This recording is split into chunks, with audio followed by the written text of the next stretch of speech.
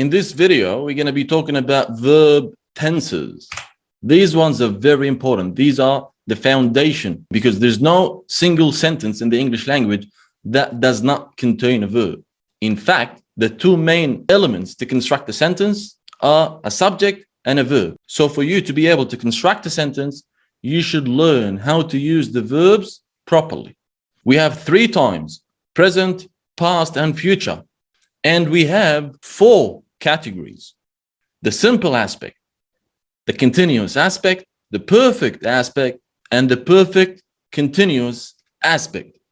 So we have 3 times, 4 aspects, 3 times 4.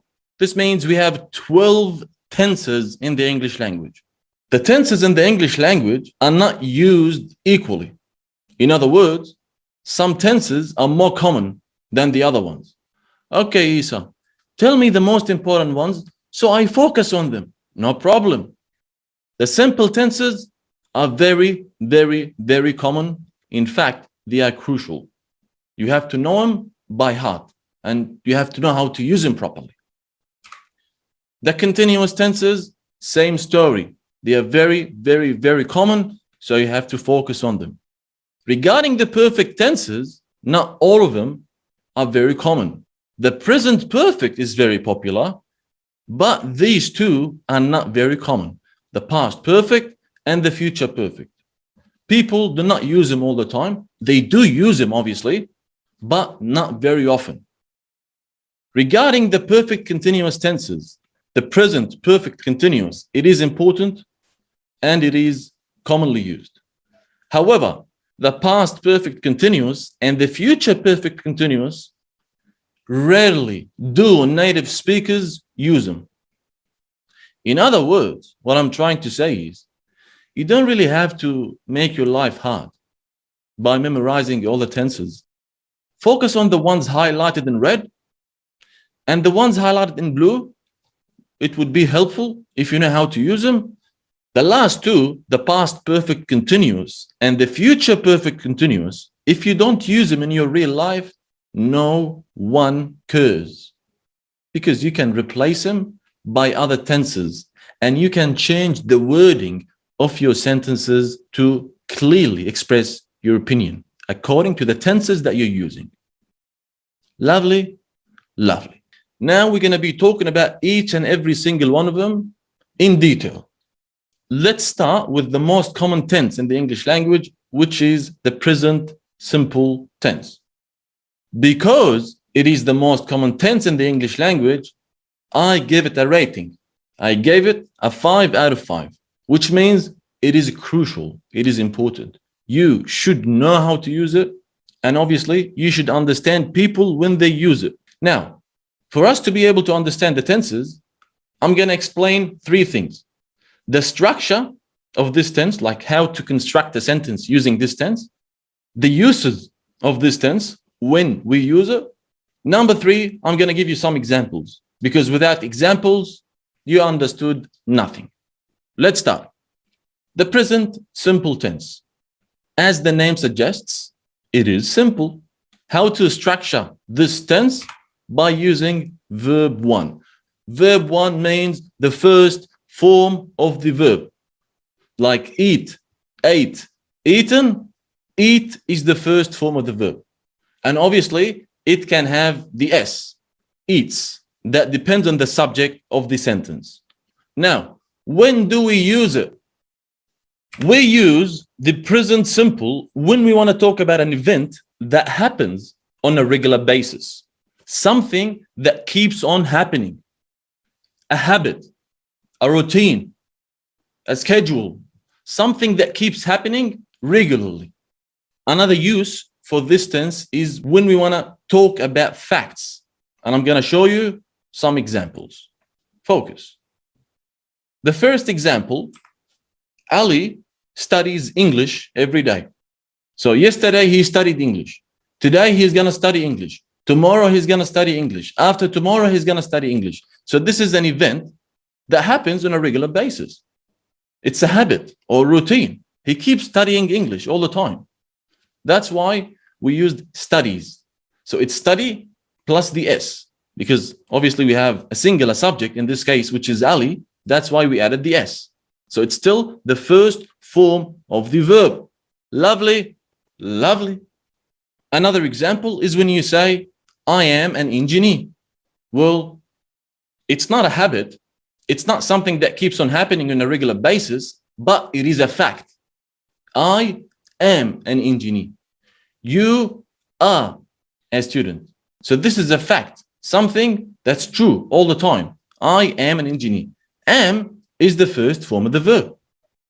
Am becomes was and then becomes been. Okay, so this is verb 1. It's very simple. I'm assuming all of you know how to use this tense. So this is the present simple tense. The past simple tense. I'm going to give this tense 5. Why? Because it's very commonly used. Okay, Isa, tell us about the structure. It's verb 2.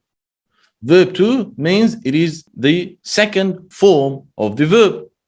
Eat, ate, eaten. The second form is ate. So when do we use it? We use it when we want to talk about events that happened in the past, started and finished in the past. Let me give you some examples. Example number 1, I graduated from university in 2015.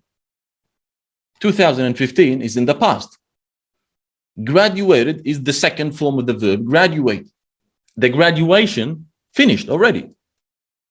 So that's why we're using the past simple here. Another example, I broke my leg 3 years ago. 3 years ago is in the past.